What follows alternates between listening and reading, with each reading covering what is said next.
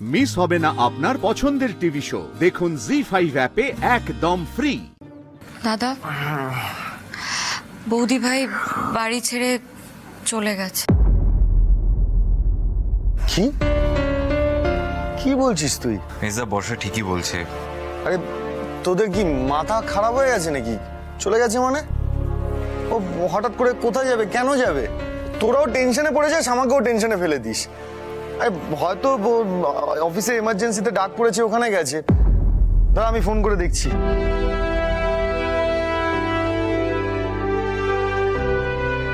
সৃজন দা, তুমি একটু শান্ত হও, আমার কথাটা শোনো।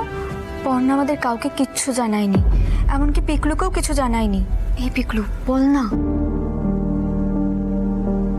সৃজন দা, আমার ডেস্কে দিদির লেখায় চিঠিটা পেয়েছে।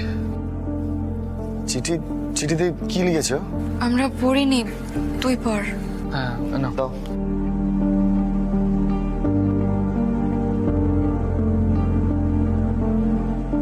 পিকলু, আমার অ্যাক্সিডেন্টের পর অনেক ভরসা করে হাসপাতাল থেকে তুই আমাকে এই দত্ত বাড়িতে এনে তুলেছিলিস, কিন্তু আমি তোর সেই ভরসার দাম দিতে পারলাম না।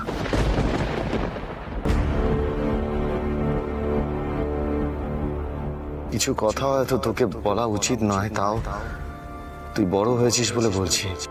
এই বাড়িতে আসার কিছুদিনের মধ্যেই আমি বুঝতে পেরেছিলাম সৃজন আমাকে পছন্দ করে,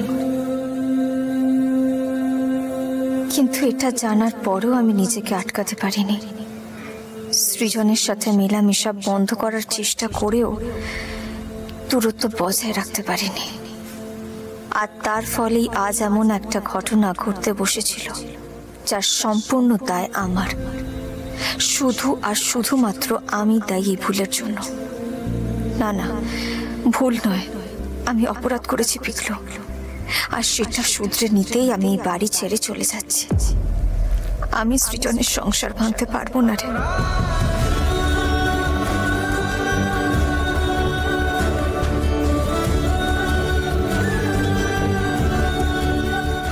নিজের দোষে এত সুন্দর একটা পরিবারকে আমি শেষ হয়ে যেতে দিতে পারবো না। আমি বাইরের লোক, আমি চলে গেলেই সবার মঙ্গল হবে। আমাদের ফ্ল্যাটের রেনোভেশন হতে এখনো মাস 2 লাগবে, আমি জানি। তাই আমি নিজের মতো থাকার ব্যবস্থা করে নিয়েছি।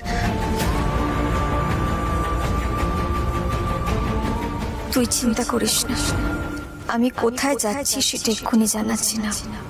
বুঝতেই পারছিস, খোঁজ পেলে সৃজন হয়তো সেখানে চলে আসবেন। আমি একটু সেটেল হয়ে তোর সাথে যোগাযোগ করব। এইবারই লোকেদের সামনে দাঁড়ানোর মতন মুখ নেই আমার পিকলু। আমার হয়ে তুই সবাইকে কথাটা জানিয়ে দিস। দিদি,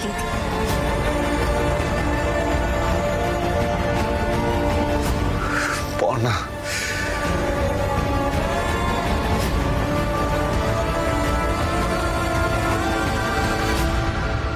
জি5 ডাউনলোড করুন আর সব এপিসোড দেখুন একদম ফ্রি।